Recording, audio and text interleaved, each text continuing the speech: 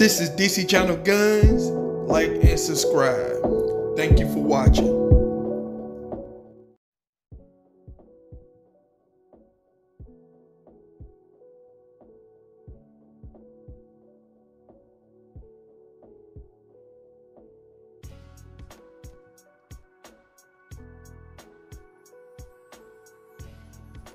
What up, this is DC Channel Guns, coming at you another gun video. Appreciate you watching, like, share, and subscribe. So I want to appreciate all my subscribers. I want to appreciate all the good information. I appreciate y'all for coming to the video. I appreciate all the support and love. I appreciate y'all that's going over there on Gun Streamer, subscribing over there. You know, we want to have someone we can keep speaking on when it comes to our Second Amendment rights and everything. So we're going to keep that going. Even though the president signed an executive order and everything for, you know, you having social media and stuff trying to silence people and stuff when it comes to free speech and everything.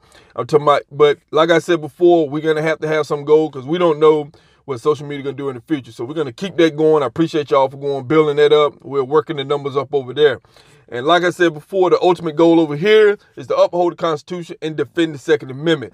With that said, this video here, there has been a lot of things going on when it comes to your ATF form 4473. Now, everybody, you fill them out. That's a form application that you fill out and everything. You got questions that you got to answer.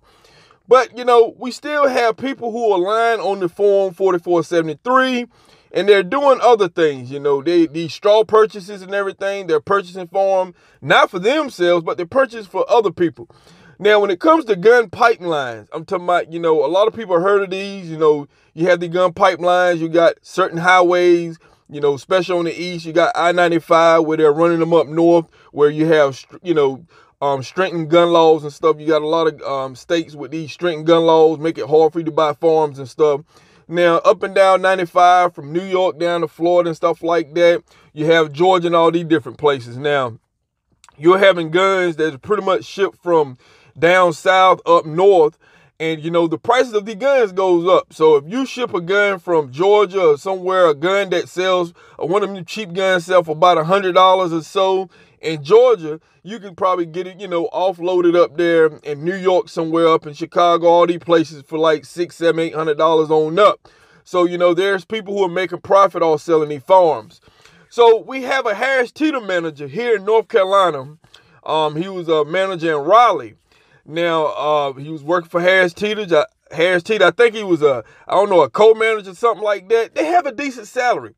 I'm going to show you this is the salary that, Harris Teeter manager makes. They make decent money, between $40,000, $60,000, all depends on your position at Harris Teeter and everything. But, he decided that he's going to be running a gun pipeline.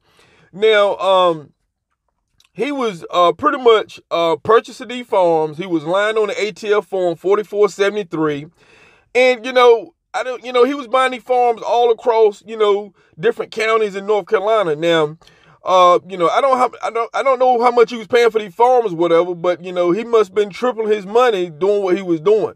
I'm talking about it wasn't even worth it. But what he was doing was he was, buying these firearms, and on your ATL form, you has to be you're buying this from you, for you. You're not intending to buy it for someone else. You actually buy it, and you check off on all this stuff. And, so he was lying on that. So what he was doing is selling the firearms up north, and he was selling them in Maryland, DC area, and different places or whatever.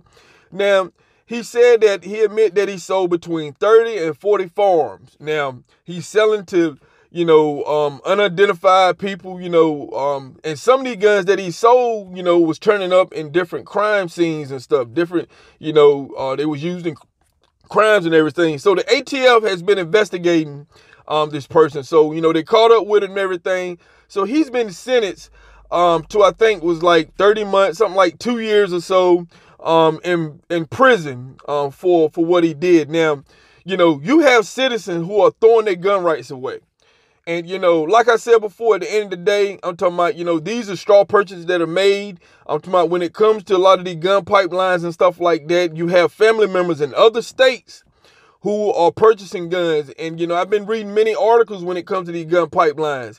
And you have people who are buying firearms, but they're buying it and tend to buy it for someone else. You have people, and especially when it comes to Chicago, I'm talking about when it comes to Chicago and Illinois, different places, they have family in different states where they're purchasing firearms in different states, and they had them, they're having them brought to people in Chicago and stuff like that. These are the things that is happening. These are the things that are causing the law-abiding citizen to endure even more gun laws and more regulation and stuff like that when it comes to firearms. All this stuff only affect the law-abiding citizen. And, like I said before, criminals have multiple ways they can get firearms, people. Whether there's breaking into your car, whether, you have, they're stealing them out of homes, breaking into gun shops, having these straw purchases, having, citizens purchase firearms and buying for them and stuff like that. You have gang members who they recruit these people inside the gangs or whatever who, don't have a criminal history and stuff, and they go and they buy these firearms and, they give them to the gang members and criminals. I'm talking about these are the things that is happening. And, there are so many ways. The law-abiding citizen have one way. And, that is to be truthful, fill out the form, and follow all these strenuous laws and everything. That's why I say it's so important that, we have to keep fighting a lot of these laws and regulations because, like I said before, lawmakers has not really been effective going after the people they're trying to stop from having firearms. Every law that I have seen that comes out attacks the law-abiding citizen.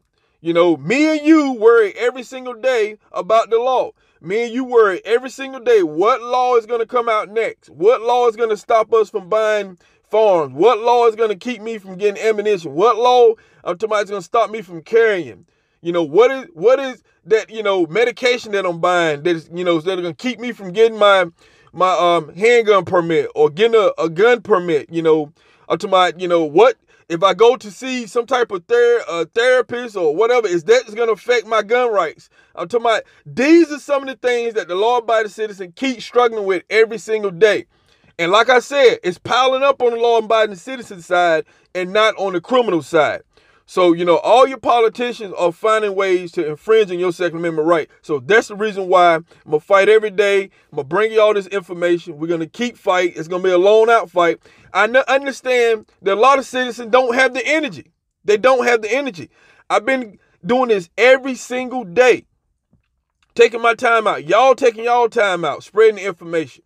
I'm talking about everybody has a role. I'm talking about none of your superstars, none of your favorite politicians, not even the president, none of these people. I'm talking about that you see that, have all these subscribers, have all these followers, social media, whatever, have all this stuff going on. None of them could do it alone. If they could, I'm talking about it would already be done by now. So it's going to take everybody. Don't think that your role to fight for your Second Amendment is too small. It's never going to be too big. So we're going to have to this is going to be a long-out fight, people. And there are so many headlines in the news every single day that makes it tougher for the law-abiding citizen. So many headlines. It's never going to be a smooth sailing to fight against your gun rights. If you're thinking that, forget about it.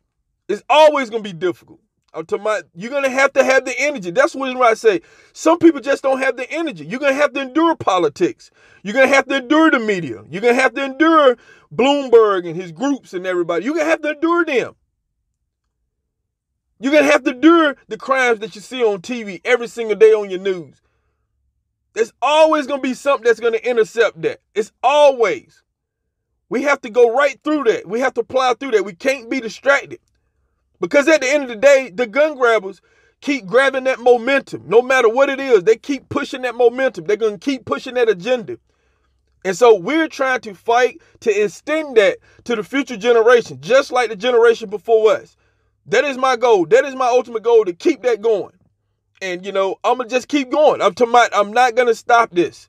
So, like I said before, at the end of the day, it is very tough, people. And, I explain to people a lot that, as a law-abiding citizen, it's very tough to keep your gun rights. With all these laws that's set out there from all types of things that you can get yourself caught up into and everything to lose your Second Amendment right, it's very difficult. So as a law-abiding citizen, guess what? I'm talking about every day that you wake up and every day that you go to sleep and you still got your gun rights, it was not easy. It's easy to lose it. I keep telling people that. It is easy to lose your gun rights in this country now with all these laws. And in some of these other countries that I've been looking at that's supposed to, did all these gun buybacks, had all these, gun bans and all this kind of stuff, guess what? They still have gun crime in these countries. I was looking at an article in New Zealand. 2019, gun crime was through the roof in New Zealand. Australia, something like that. I could got it confused, but I'm talking about they had supposedly confiscated all the guns in that country. They would never confiscate all the guns, because just like in this country, you can never get rid of them. When I talk about the gun pipeline, when it comes to this article here, when it comes to these gun pipelines, there are all kinds of schemes that criminals use to get firearms. I was looking at an article where they take a $500 Savage car, some type of car, a vehicle worth $500, and fill it up with guns. Have it shipped to Puerto Rico, different little countries and stuff. The car full of guns. There are so many techniques that they're using.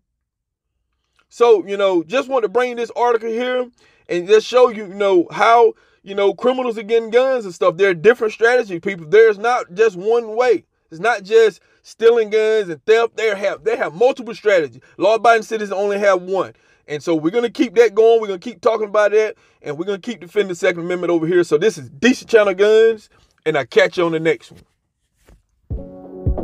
This is DC Channel Guns. Like and subscribe. Thank you for watching.